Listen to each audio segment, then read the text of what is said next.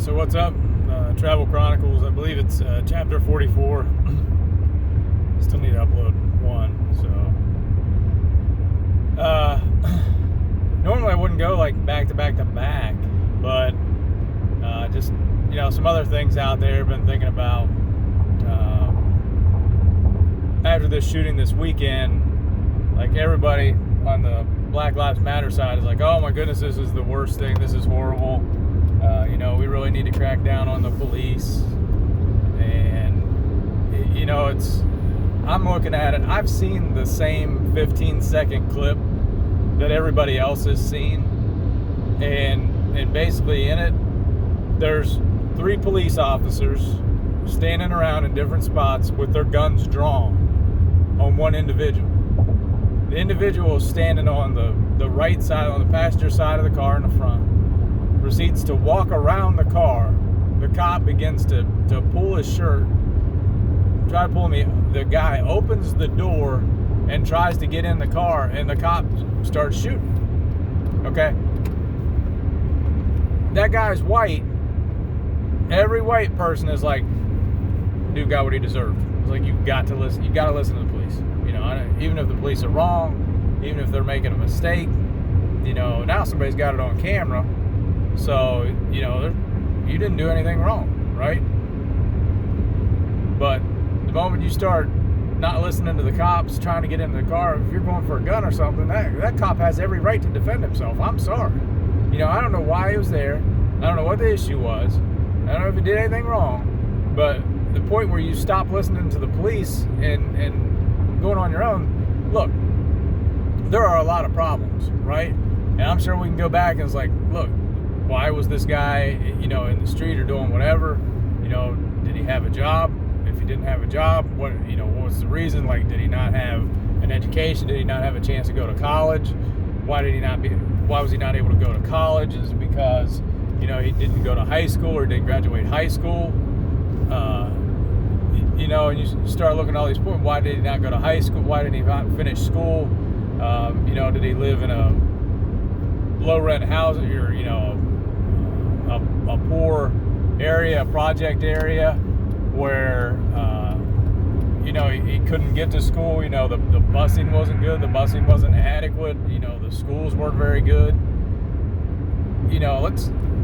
Let's drill down to the real problem here, because the problem is not the police. The police are the last link on the chain.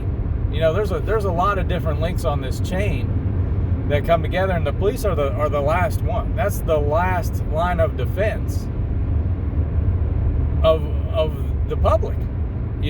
Because if somebody's gotten to the point where they're selling drugs, they're on drugs,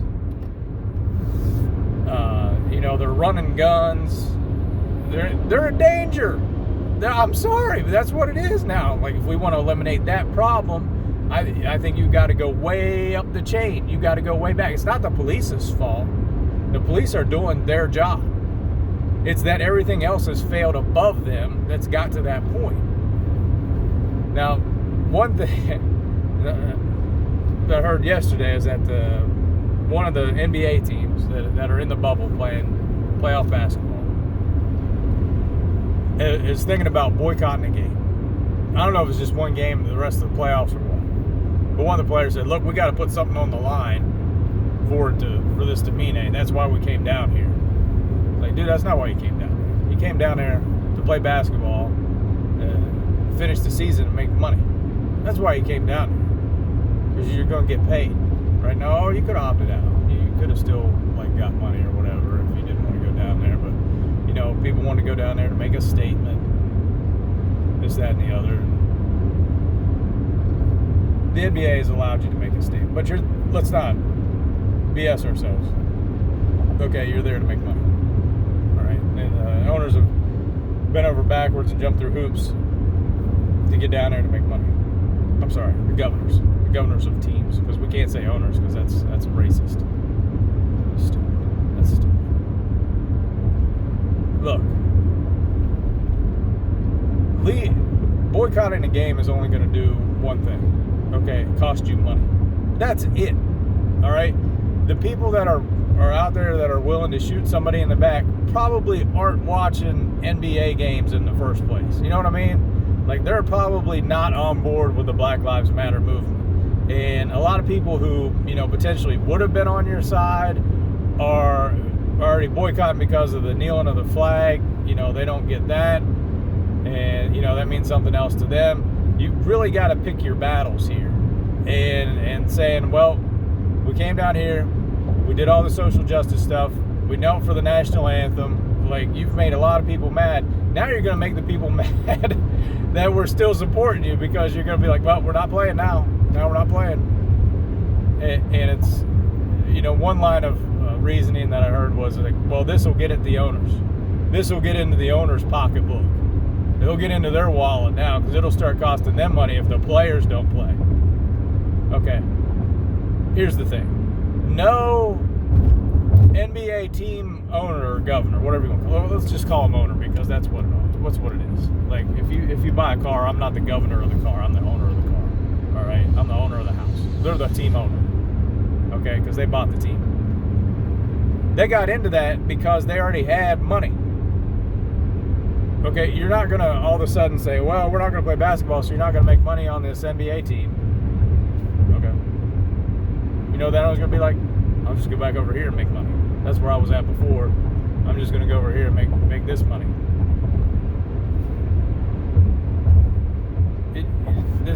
It's not a what's that called?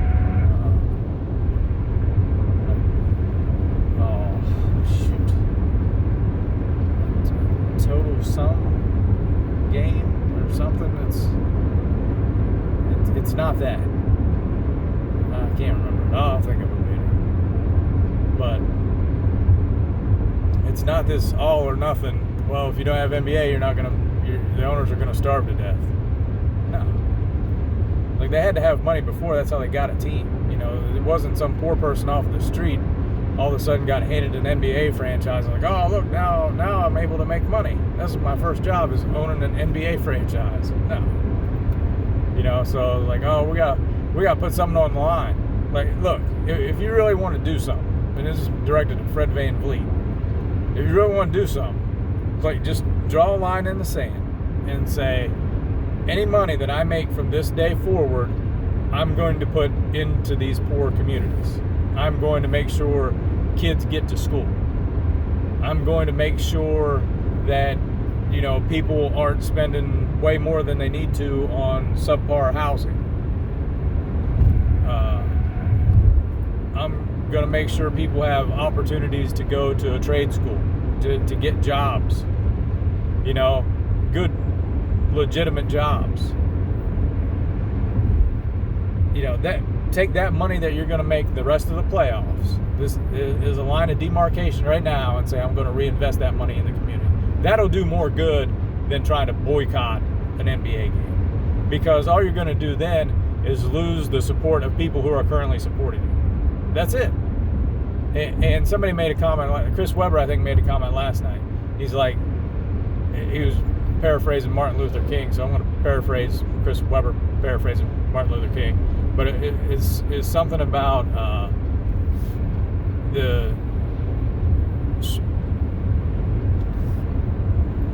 there's nothing worse than the lack of, or the silence from your friends when you need support, something like that. I can't remember. I don't remember it all. So that was a horrible paraphrase. But the idea is that, oh, well, people are supporting you, they should say something. If they're not saying anything, that's worse than people speaking out against you. Okay, that makes sense. That's not this case, okay? And here's the thing with the Black Lives Matter movement, okay? If somebody does something wrong, if somebody does something out of line, and keep in mind, the police are the last link in this chain, okay? If somebody gets down to where they're interacting with the police, the rest of the chain is intact. These other links haven't failed. It's down to the police. You have to do what the police tell you to do. Like, regardless of how bad it is, how demeaning it is.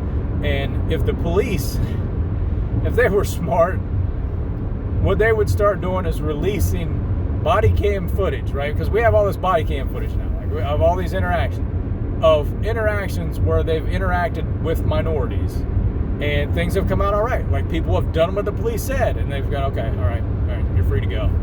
And that was it. Like, that's what they need to release. I don't know if it would get out there, because the media is not going to jump on that. They're going to jump on this, 15 seconds of somebody recording something on their phone of a guy getting shot. Like, oh my goodness, this is horrible. But, they're not going to record or release something saying, okay, yeah, everything checks out. You're good. Thank you for your cooperation. Oh, you're welcome, officer. End of transaction. Like, well, that was dumb. I'm not going to watch that. But that's what has to be promoted. Not, oh my gosh, everybody's scared in America. We're all scared. We're scared for our lives. Because this one guy got shot who didn't listen to the police. It's like, if you want a tip, you don't want shot, listen to the police. Do what the police tell you to do. Like, that is your only option at that point. Once the police are involved, that's your only option. So that's all I got today, because that just kind of set me off a little bit. It's the wrong attitude, the wrong line of thinking, the whole way around, in my opinion. And we can't continually blame the police. The police are not the problem. The police are doing their job. And when it comes to these type of interactions, the police have to protect themselves, and they have to protect the community. And if you're not doing stuff to comply with the police, what are you going to do to just regular people? That aren't carrying guns. They don't have a gun pointed at you. So that's where I'm at. All right, that's all I got for today. Be careful. Stay COVID free. Later.